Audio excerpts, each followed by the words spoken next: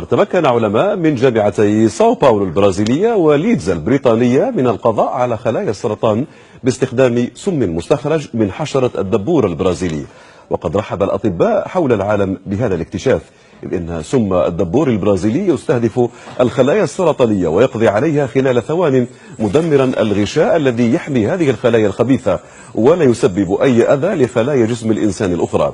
وهذا الأمر يعتبر فتحا في عالم علاج السرطان ودواء جديدا سيجلب الأمل للكثيرين دون معاناة. وقد تمت تجربة السم على خلايا سرطان المثانة وسرطان البروستات واللوكيميا، وسيحتاج سم الدبور البرازيلي إلى مزيد من الدراسات والبحث قبل أن يتم تحويله إلى دواء والبدء باستخدامه.